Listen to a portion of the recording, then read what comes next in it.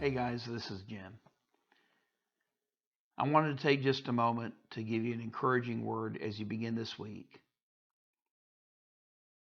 Sunday 3 of social distancing is behind us, but it has been encouraging to see the many different ways that your churches have reached out into the community during this season of semi-quarantine. Yesterday, aside from viewing several of your online services, I visited my first drive-in church at Pine Forest and Vider. And it was good to see the smiling faces of God's people, even through the raised windows of my Suburban. I will be glad when we can worship together again without the windows.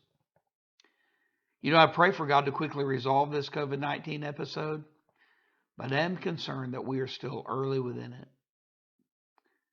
So I want to encourage you to continue encouraging your people, to prepare them for the long run.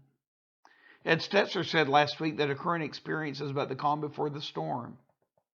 The pain, the cost, the personal sacrifices resulting from COVID-19 are likely to increase before they subside, and we're already seeing that here in GTBN.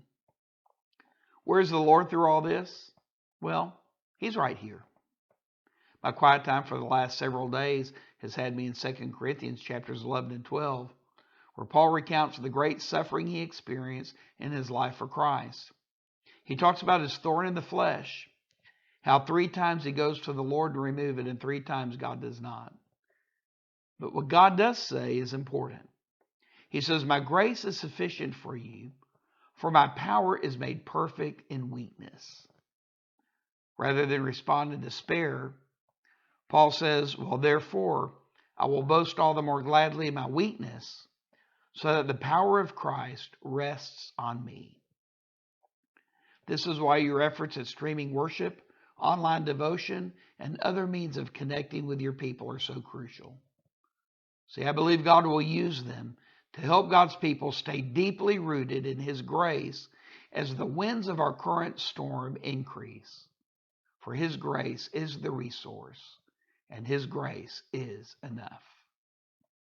My prayer for you this week is that in your weakness, God's strength will be revealed, that the churches you serve will be a testimony to Christ in these circumstances, that His glory would be evident and His kingdom will increase. As you look ahead to this week, watch for your communique and information about upcoming Zoom meetings that help us to stay connected. And if you need a hand with your technology, discipleship tools during this time, or stewardship online giving, we have sources to help. So please call. Remember, we are better together. Keep encouraging one another, supporting one another. Know that I love you and that I'm praying for you. Until next time.